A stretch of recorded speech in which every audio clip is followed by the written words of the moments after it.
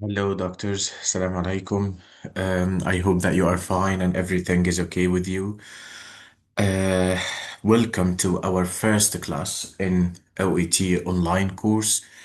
For all doctors who don't know me, I'm Dr. Ahmed Hisham.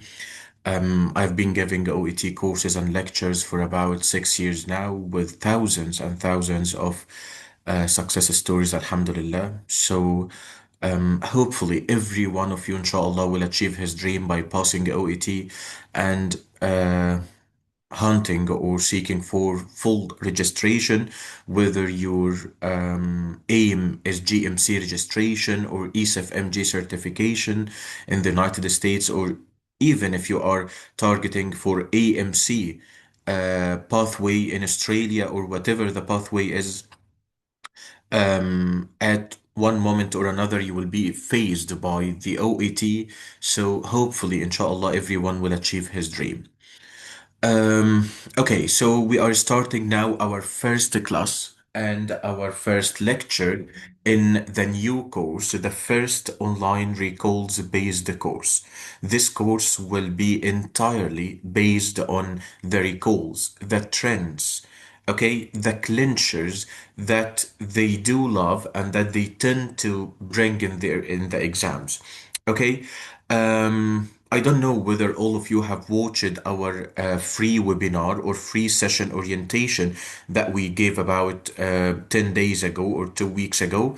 However, if you haven't watched it, you can see that on YouTube either or maybe on Fame platform. Just ask the admin to send you the link. Okay, this is very important, by the way. If no one is completely aware about the curriculum, what does the OET consist of? How is the exam like? What is the price of the exam? How is the exam held, and so on. It was also full of Q's and A's or questions and answers. So I think you will benefit a lot from it if you watch it. It's about 1 hour. So please, for anyone who hasn't watched the session, please watch it. Okay, so let's start now by clarifying or explaining what we are going to give, what we are going to do exactly in our course. As we have announced, the first three sessions will be entirely free. This session and the other two sessions the next week, inshallah, will be entirely free with no fees at all. And of course, as all of the doctors and the platform has announced that there will be a discount, a huge discount for the 50 doctors who are enrolled in the course. Okay, so let's see what does the course consist of. Let's see what shall we take exactly in the OET, because usually in the past there were no trends. Okay, yes, of course, definitely there were recalls and clenchers, but there were no trends. And by trend, I mean that they focus nowadays on specific things that they usually bring in the exam. So if we are talking, for example, about the writing, they are now focusing on referral to non-medical profession. Maybe referring the patient to an occupational therapist, referring the patient to um, some sort of maybe manager of some learning disability center, maybe director of a sleep clinic.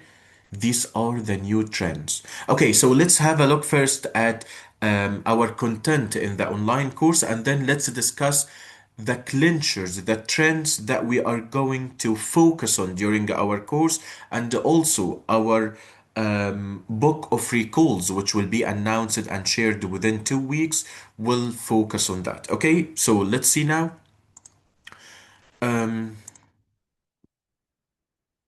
So, first of all, what does the course consist of exactly? So, we are talking now about four subtests. We are having writing, speaking, listening, and reading. We are having four subtests. The course will be including live writing sessions. So, throughout the sessions, we will be taking everything literally related to the writing, related to the types of letters. And by the way, we are going today to start our discussion about that. And after explaining everything related to the writing, we are going to take workshops. And all of the workshops will be recalls based as well. So, as well as the live writing sessions will be focusing on each letter of each subtype of letters. I mean routine referral, urgent referral, discharge letter, referral to non-medical profession, and everything. And also the workshops will be focusing on that. Okay, and at the same time, you will gain for free 5 private writing assessments. So each doctor will have 5 private writing assessment, and a detailed feedback for each doctor will be sent to him privately so as to know his mistakes exactly. This is regarding the writing. Regarding the speaking, also, we will be having 4 live speaking sessions and speaking workshops. So we will be discussing literally every type of cards that's usually appearing in the OET exam. So, for example, we are going to discuss the first visit cards, second visit cards, you have just examined cards, emergency department cards. Also, we are going to discuss different types of patients, right? Like reluctant patients, angry patients. We will be discussing breaking bad news, lifestyle cards, which are very crucial and very important to appear in the exam. So that will be the sessions, and also we will be applying on that in the workshops as well from the recalls. Okay, regarding listening and reading as well, we will be explaining both types of exams as we have explained in the free session that we are having 2 types of exams. And again, please refer back to the free webinar if you haven't watched it. We are having paper-based exam and computer-based exam. And we explained the difference between both of them, and as well as we are going through each subtest, we will be explaining exactly the difference between the paper and the computer-based because there's a huge difference between them. We will be taking workshops as well. And the most important part is the full listening recalls, which Alhamdulillah can guarantee you to get the full mark in part A listening, which from my own point of view and from many doctors' aspect is that part A listening is challenging. And if you get those 3 calls, we will be giving you those 3 calls via Telegram channel. And those 3 calls, inshallah, can guarantee part A listening for you. Those are words which are coming repeatedly and appearing repeatedly in the exams, and they are updated with each exam, whether it's computer based or paper based. Okay, the same for the reading. We'll be having paper and computer difference, how to practice and how to train in each part or each type of them. And also, we are going to have reading workshops. With all of that, you will be having access to ebooks or PDFs, including all the material that you need to practice, including more than 200 listening exams, more than 100 reading exams, 100 writing exams, and 100 speaking cards. By the way, all of that will be entirely different as well from the materials that we're gonna take in each subtest from those. You will be having 24/7 support at any time. You can ask your question or your concern, and of course, definitely, I'll be more than happy to answer you with that. You will have access to both live and recorded sessions on the platform of Fame for 6 months. So, for entirely 6 months, you will gain access to the live and the recorded sessions as well. So, at any point, if you are not able to attend the live session. And by the way, I do recommend and I do prefer for all candidates, whenever you are able to attend the live sessions because you will benefit a lot, especially in the workshops. Because doctor active participation and the active learning is the only way to apply on the information that you have gained.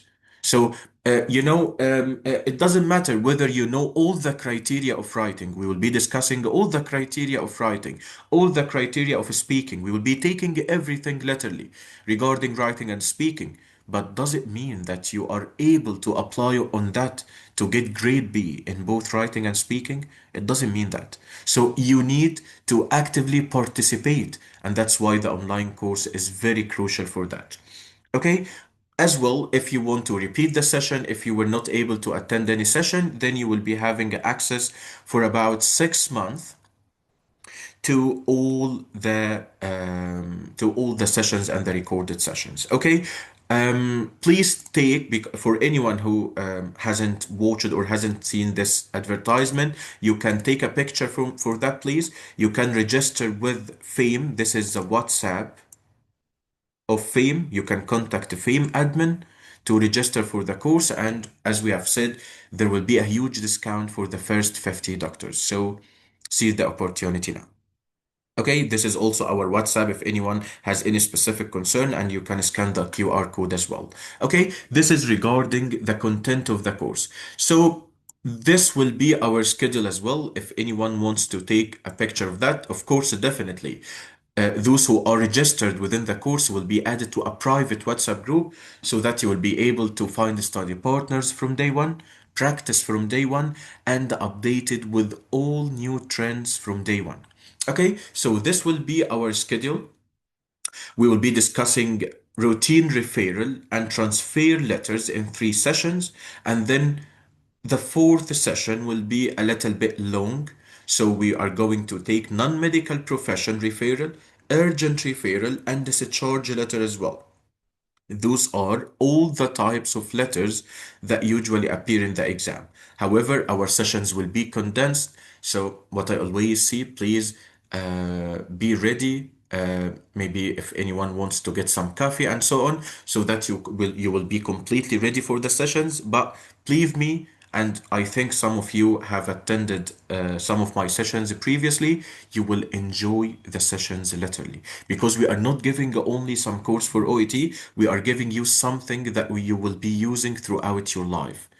Okay? Because when you are working in a hospital as a doctor, whether you are working as an FY1, FY2, SHO, senior house officer, junior grade, senior grade, maybe a registrar, whatever the level is, you will need at some point to write a routine referral. You will need to write an urgent referral. You will need to write a discharge letter. You will need to know how to refer the patient to someone who is not completely related or entirely related to the medical field, like occupational therapist, maybe like a manager of some caring homes, and that's it. Then we are going to take grammar in a nutshell, and believe me, the grammar in OET is super easy and super straightforward. It's completely different from other tough or difficult exams like IELTS or like PTE.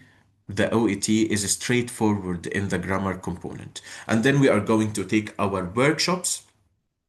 After that, we will be taking listening, then reading, and I'll be telling you everything on how to train and practice on them. And then we are going to take our speaking. So that's usually the schedule of our condensed course, and this is completely suitable for anyone who is taking their exams maybe at the end of April. From the start of end of April, we would have finished the whole course and you will be completely ready to enter the exam. If you are taking the exam at the end of April and after that in May, June, July, so this course will be suitable for anyone taking their exams ahead for about 3 or 4 months. That would be perfect for him. Okay, this is regarding the theoretical part. Let's see now how we differ from anyone else regarding the recalls, and let's see what we're gonna discuss now. Let's see the trends and the clinchers in 2026. Okay, this is very important part, doctors.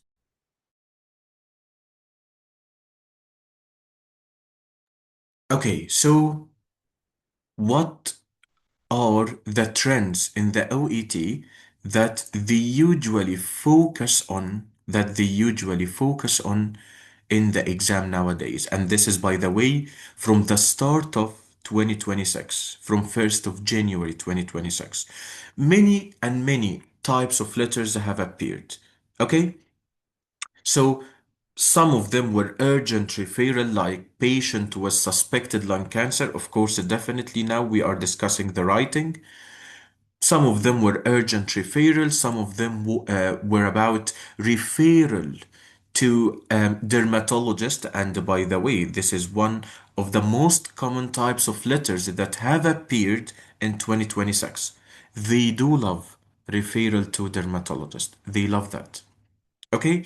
After that, one of the letters was about hereditary angioedema, referral to immunologist, maybe surgical rehabilitation, and that's somehow a new idea that has appeared, which is referral to physiotherapist. Yes, of course, it has appeared previously before 2026, but they are starting to focus on this year. So I expect them to bring this topic up maybe many times in the upcoming month.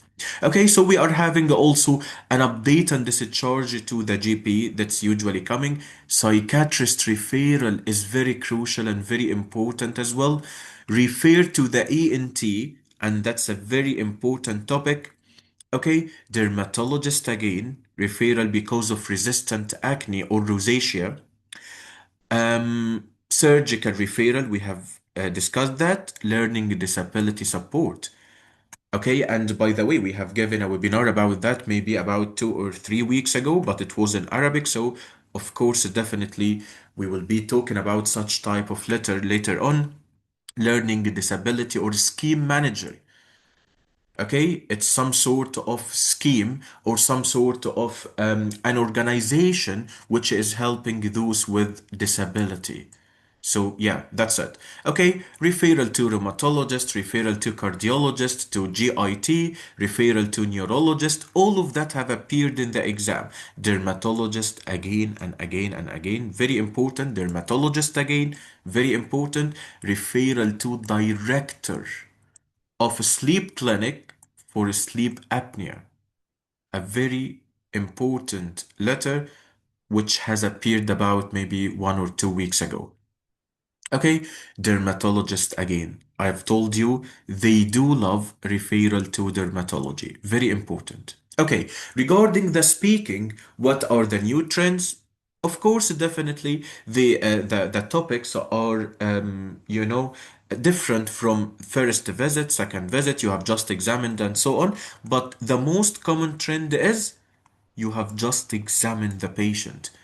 And of course, definitely throughout the course, we will be discussing what do we mean by that? What do we mean by examined? Finish the examination. It's not a first encounter card. It's not the first time for you to see the patient. Maybe it is the first visit to the patient, but you have finished his examination. And that's what we are going to talk about. Okay? Also, we are going to talk about most of the cards, as you see, you have just examined. And they do love that. They do love you have just examined. Some of them will be first visit related to what? Lifestyle and habits. And I told you about that. Some of the cards will be confirmed diagnosis. So it will be second visit, as I've told you.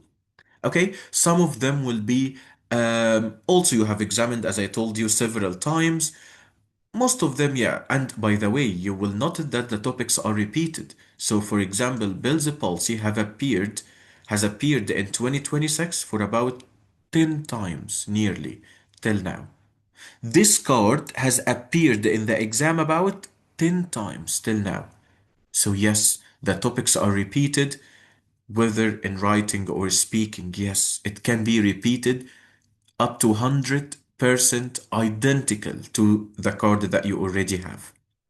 Okay, so also sometimes they do bring dermatology cards, and also they love that. Most of the cards will be first visit, you have examined, second visit, again and again, Bell's palsy. Maybe Bell's palsy you have examined, maybe Bell's palsy it will appear as a second visit and the first visit as well. Okay? Uh, First visit neuro, for example, first visit for ophthalmology, but it's you have just examined patient with viral conjunctivitis. All of that, I think we are going to discuss many of those ideas in our sessions, and many of them as well will be shared in our recalls book that we are going to announce about some weeks from now. Okay? This is regarding everything, the types that appear. Varicose veins, by the way, varicose veins have appeared 2 days ago. So, yes, they are repeated. Okay? Regarding the listening, and by the listening, I mean two things. First of all, and the most important part, is the listening recalls that I have told you about. The listening recalls. Okay, the listening recalls will guarantee for you part A listening. And for those who don't know about the parts of listening, don't worry. We are going to discuss everything in its specific time. Okay, so you will know later on that listening consists of three parts: part A, part B, and part C. For part A, it's about complete the missing word. So, complete the missing word will be like you will hear an audio and then you will complete the missing space or the missing part with the words that you hear. So when you get familiar with the recalls of words or with the words recalls, you will be able to fill the missing part. Okay, those are examples of the common topics that appear in the listening and they have appeared in 2026. So some of part A listening were related to orthopedics and rheumatology, like grinding sensation. Those are the words that you ought to fill in the missing part. So it's like grinding sensation, joint clicking, steroid injection, cartilage, Achilles tendonitis, adhesive capsulitis, rheumatoid arthritis, gout, radiographic imaging, crutches, walking frames, and so on. And the same in dermatology, there are many words that are repeated, like comedones, papular eruptions, psoriasis, herpes zoster, topical emollients, silvery scales, pityriasis versicolor. This is, of course, a type of a disease, dermatological disease. Okay, neuro and ENT have also appeared like tinnitus, Meniere's, Bell's palsy, carpal tunnel syndrome, and so on. And also we have GIT and metabolic, some words related to GIT, like Helicobacter pylori, like gastroesophageal reflux, non-alcoholic fatty liver, gluten-free diet, abdominal bloating, and so on. Some words related to psychiatry, like major depressive disorder, bereavement, academic related stress, support scheme management, and so on. Don't worry, doctors, all of those words and hundreds more of recalls will be added and will be included within the course in the listening recalls file. Okay, regarding the reading consists of three parts as well: A, B, and C. What we focus on in reading is part A and part C. Part B usually is never repeated. Maybe one question of part B will be repeated because you will know later on that part B consists of many questions and many paragraphs or many texts, but what is repeated can be one of six questions. Part B consists of six questions. So each question will be about a specific paragraph. Okay? So of the six paragraphs, maybe just one paragraph is repeated. However, in part A and in part C reading, the topics are repeated. They may be Parkinson, brucellosis, dizziness and vertigo, dehydration in pediatric patient, neonatal jaundice, sickle cell anemia, high altitude illness, enteral nutrition, surgical site infection, dysphagia, and esophagitis. And our book of recalls will include that with the full text. It will include that with the full text in the book. And as I've told you previously, anyone involved in our course will have 25% off the book of recalls as well. Okay, regarding part C, which has been, the most challenging part now for anyone who have been, following the OET exam news and trends, reading Part C, reading Part C is the most challenging part now because of the vocabs, the topics that they are bringing nowadays.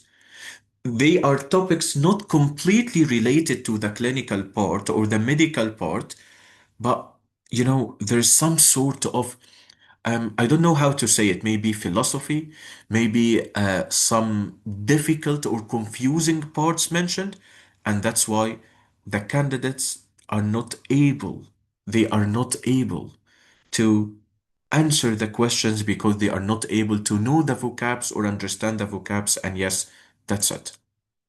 Okay, so for that, we have many topics. Okay, some of them are person-centered care, which is called Gothenburg model, and of course, I'm sure that maybe 99%, unless 100% of you don't know what is that. What is Gothenburg model? Yeah, it usually appears in the exam. Artificial intelligence, obesity bias, and the stigma among health professional, compassionate use and personalized medicine, efficiency of patient transfer, psychological support and trauma care in war zones, ethics of pharmaceutical funded medical research. If you just have a look at the topics, they are not easy ones. I mean, they are not ones you used to deal with in your daily life. Maybe some of them are familiar, like inhalers, maybe comorbidities in elderly patient, yeah. But many of them, public health intervention, fluoridation of water, and vaccination policy. What is that? Yeah, some difficult topics that they are bringing nowadays in Part C reading.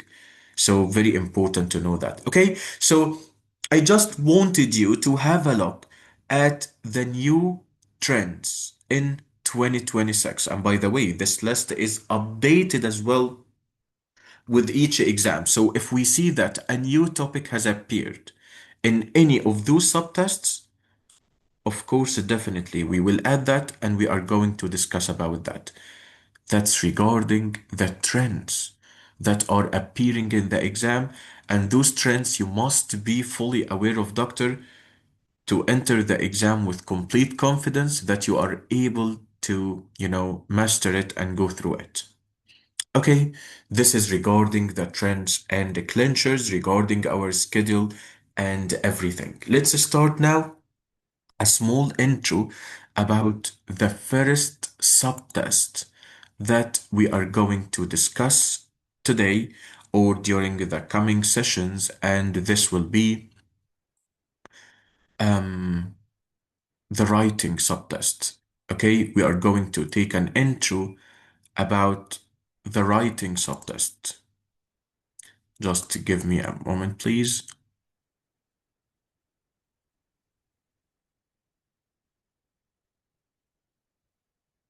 Okay, so let's see the board. Let's see now. Let's start and let's go with the actual start of our course, which will be the writing subtest. Okay, this will be our start today, and it's the writing subtest. By the way, we are not going to make this session long. Okay, it will be a short one because I know the time may be somehow late in Pakistan and some other countries. This will be the time only during the next week. And after that, after Ramadan, inshallah, the timing will be adjusted and it will be definitely suiting you. And as we have agreed, all the sessions will be uploaded on Fame platform so that you can watch them again. Okay, so let's start now with the writing subtest and our intro regarding that.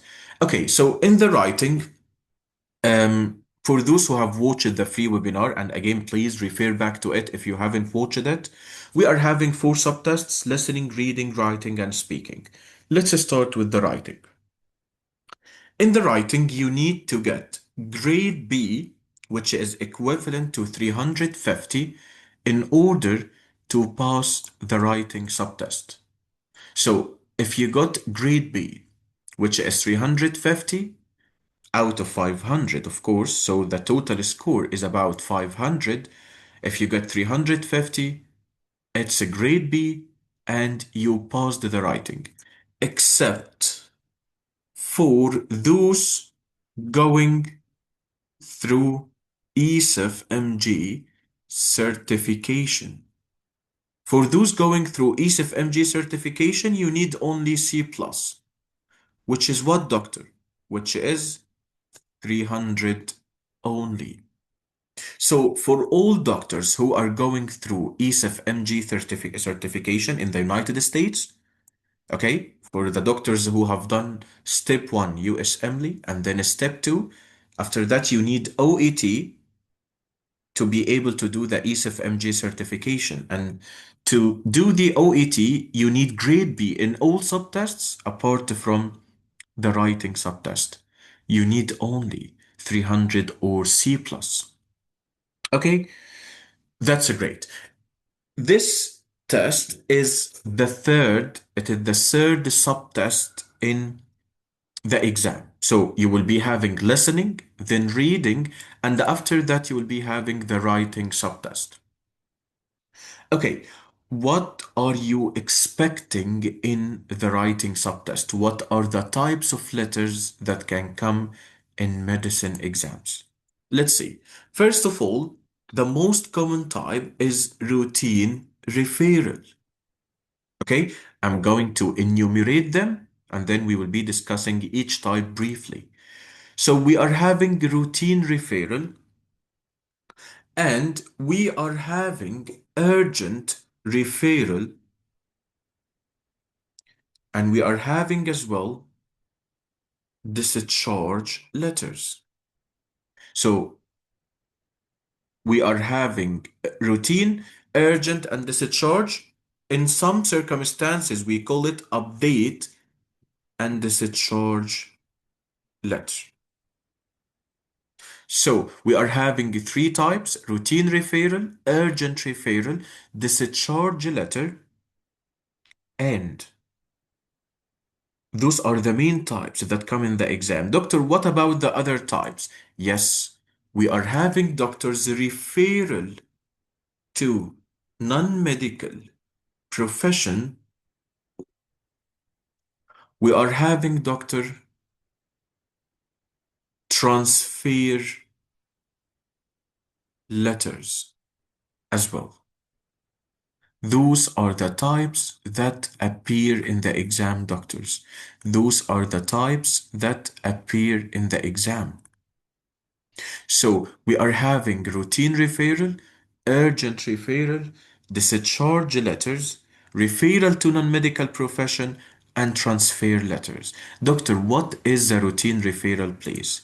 In the routine referral, doctors, I mean that I am the GP and I'm referring the patient to a specialist or a consultant. This specialist can be endocrinologist or cardiologist or whatever the specialty is. So in the routine referral, doctor, you are referring the patient to a specialist like endocrinologist, cardiologist, pulmonologist, and so on. And your patient is having some medical condition, and this medical condition is not an urgent one.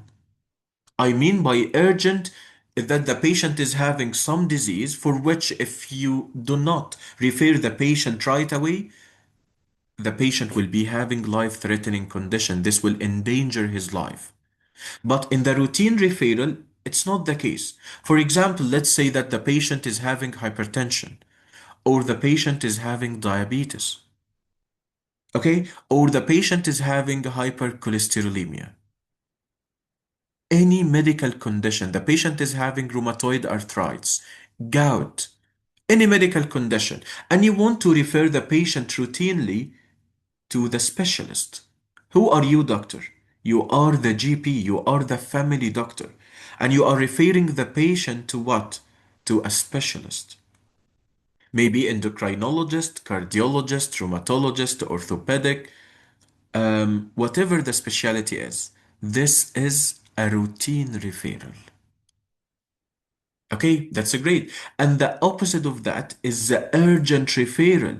In the urgent referral, you are having one of two things: life threatening conditions like MI, myocardial infarction, or stroke, or maybe something called cancer pathway, which we call 2 week wait referral. Okay?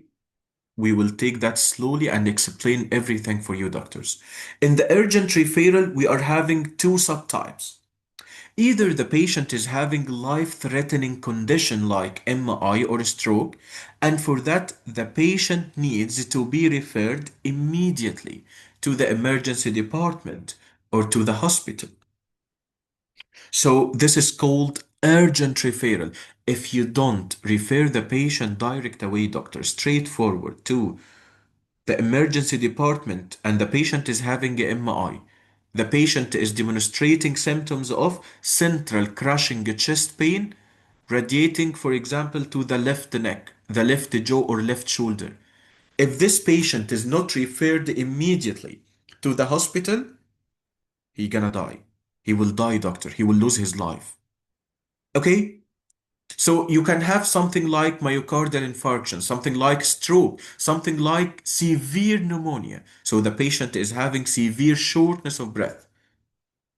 If you don't refer the patient immediately to the hospital, the patient will lose his life.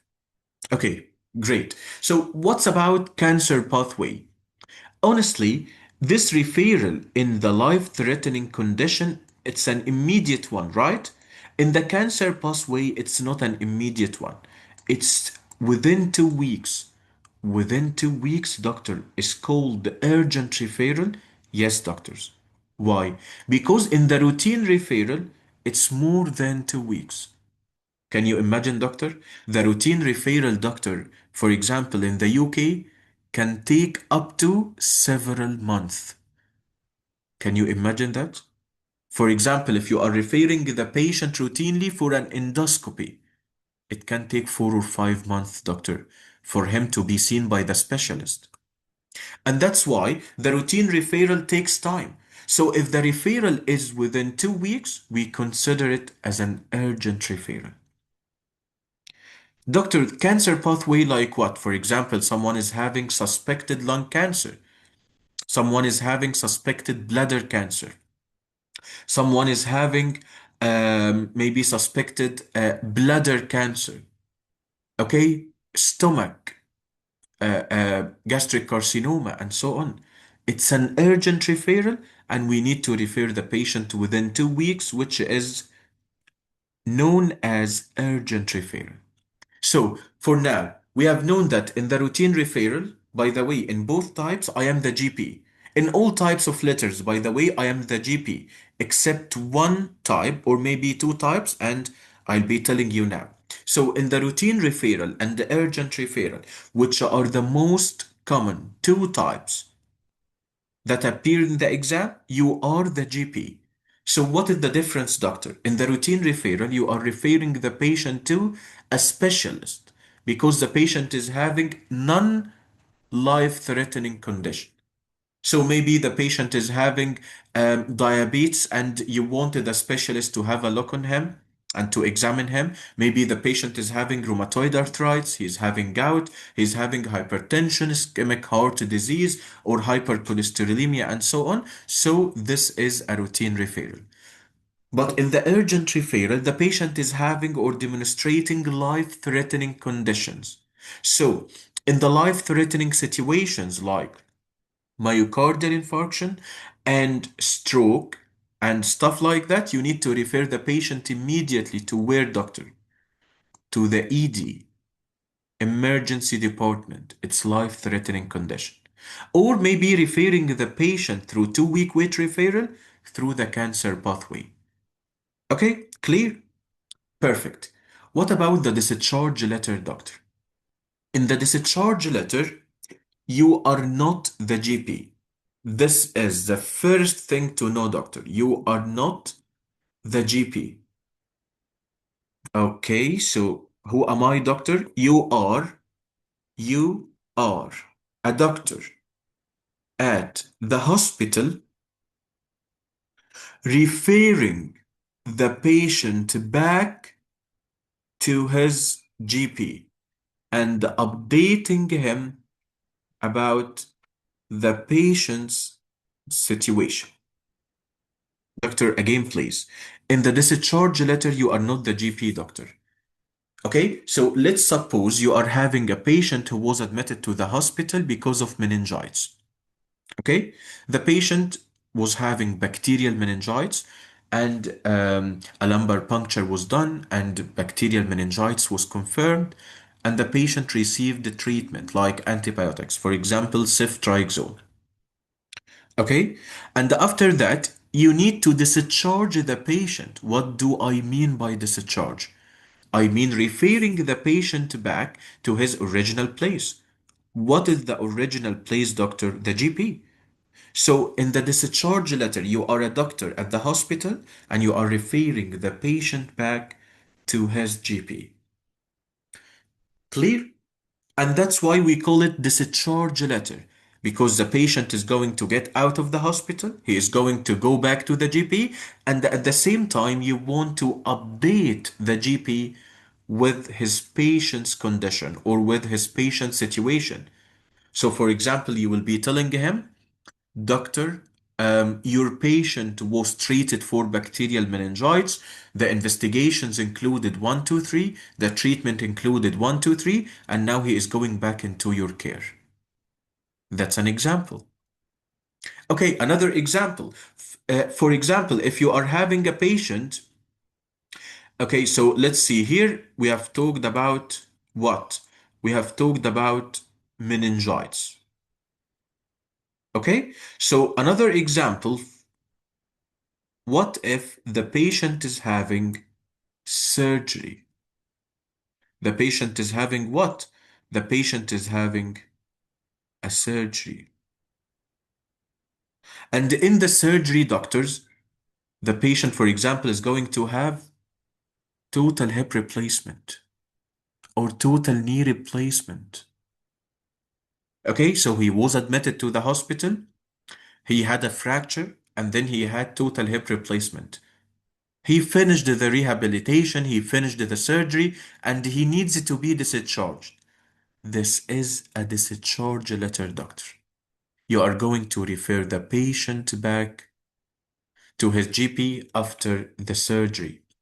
So let's give here the example, okay, in a written form. So, for example, if the patient is having meningitis or any medical condition, or if the patient is having surgery, okay, in both cases, you are discharging the patient back. Okay, so what is referral to non-medical profession, doctor? First of all, doctor, you should know that referral to non-medical profession is a subtype of what? A subtype of the routine referral. Right or wrong, doctor? Yes, of course. If you are referring the patient to someone, but he is not a doctor, yes, I do agree. However, it's a routine referral. Okay, like what, doctor? Give me examples for the non-medical profession, please. Maybe occupational therapist. Maybe psychologist. Maybe radiographer. Maybe manager of caring home. Usually, those are the four main types that usually come in the exam. Sometimes we have referral to a nurse. However, this letter is considered as an ordinary routine referral in which we refer the patient to a nurse and we can include the medical jargons or medical words. Sorry, doctor, what is that? In the non-medical profession, doctor, You cannot, you cannot what, doctor? You cannot use medical jargons. You cannot give pure medical information. This will be considered wrong, doctor. Okay, for example, if you are talking to an occupational therapist, by the way, who is the occupational therapist? He is the one responsible for assessment of the workplace, okay, or assessment of the environment of the patient after the patient had an injury. So let's suppose we are having a workplace and the patient had an occupational injury. He had an injury at work, okay? And this patient had some sick leave. He had about 2 or 3 months off work, and then he needs to return back to work. Who is the person who will be telling the patient about his duties? Who is the person who is ought to determine the responsibilities of this patient when he comes back to work? Who is the person who gonna give some advice to the patient on the duty that he can perform? Another example, if you are having an elderly patient and he had a fracture, he had osteoporosis and fracture, and then after the surgery, he returned back to home. Who is the person responsible for evaluation of the home environment? Who is the person responsible for saying whether the lighting system is sufficient or not? Whether the patient can go up the stairs or not? Whether the patient can use low toilet seats or not? He is the occupational therapist, doctor. So this is an occupational therapist. Is he one of the medical field purely? I mean, can I use medical jargons with him? Can I say to him names of medications, for example? Can I say to him that the patient is commenced on baclofen? Of course, you know that baclofen is a muscle relaxant. Can I say to him that Mr. John is commenced on baclofen? I can say that. Oh, so what should I say? You can use, for example, the category of the medication like Mr. John is commenced on muscle relaxant, on painkiller, but don't say the name of the medication. The same doctor, if you are referring the patient to a psychologist, and please, doctor, be careful. This is a psychologist, not a psychiatrist. A psychiatrist is a doctor completely, you know that, right? A psychiatrist is a specialist, a consultant. I'm talking now about psychologist, maybe counselor, the person who is doing CBT or cognitive behavioral therapy, like counseling sessions. If you are talking with him about a patient who have or who has PTSD, post-traumatic stress disorder, after pulmonary embolism.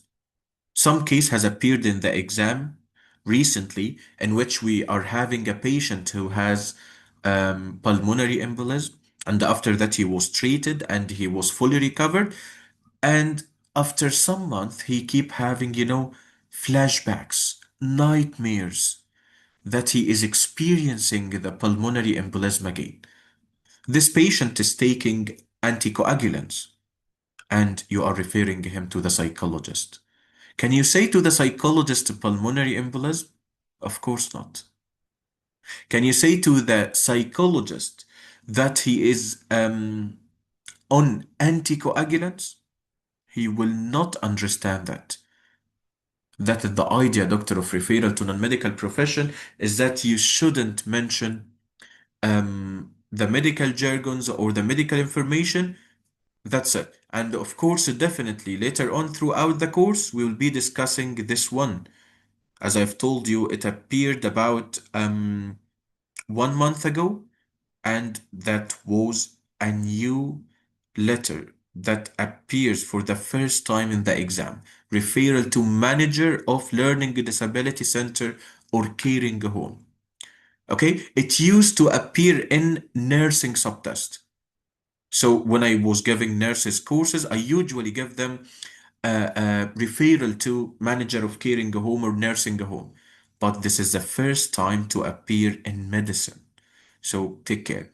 The last type is transfer letter. And honestly, transfer letters are not very common in the exam. Okay? Transfer letter. What do we mean by transfer letter? It's about transferring the patient from the emergency department to a ward. It's called like admitting, right? Or transferring the patient from a ward to another, or transferring the patient from ward to ICU, or from ICU to ward. It's like that. It's like that, doctor. It's about transferring a patient from ward to another, or transferring the patient from ward to ICU, or from hospital to hospital, and so on. So this is the transfer letter. In the transfer letter, do you think, doctor, that you are the GP? Of course not. In the transfer, if you are in a hospital, you are a resident in the hospital, right? You are a doctor at the hospital. So maybe you are admitting the patient from the emergency department to a ward, or from a ward to another, or from ward to ICU, or vice versa, maybe from the ICU to the ward, and so on. So this is the transfer letter. Honestly, it appears in the exam, to be honest with you, but not that much. Maybe another subtype which has appeared as well soon in the transfer, but it's from what? It's from a GP to another, or to a new, let's say that, to a new GP. Transfer of the patient from a GP to another GP, or to a new GP. Doctor, what is that? When should I refer a patient from a GP to another? When I should refer my own patient to another GP? If the patient, doctor, is relocating or traveling to a new city. If the patient, doctor, and by the way, this is the idea that has appeared in the exam as well. Okay? They told the doctors in the exam that you are having a patient, you are in a specific town, you are in a specific city, and you are referring or transferring this patient to another GP. The patient is relocating, is traveling to a new city in the country, and he will be following up with a new GP. So, in this type of letter, you are the GP and you are transferring the patient to another GP. What are the rules? What should we say? Of course, definitely, we will be talking about that later on. Okay, those are all the types that appear in the exam. There is a question, what about the pharmacy or pharmacist? I don't know, doctor, whether you are asking about the types of letters for pharmacy or referring to a pharmacist. In the medicine exam, we do not refer the patient to a pharmacist. It has never appeared in the exam that we are going to refer the patient to a pharmacist. If you are talking about OET for pharmacy, this is another thing. And of course, definitely you can contact us for that, for the OET pharmacy courses. However, in the medicine, we do not refer to a pharmacist. We refer to a specialist in a routine referral. We refer urgently either to the ED or maybe through cancer pathway. In the discharge letter, you are not the GP, you are a doctor at the hospital, and you are referring the patient back to the GP. In non-medical profession, you are referring to one of those. However, there are some certain rules that we should follow. And in transfer, we are either transferring the patient from the ED to a ward, or from GP to another GP. Okay. Yes, doctor. The doctor is asking about OET pharmacy. You can contact us, doctor, direct away to ask about pharmacy OET. This is for medicine only.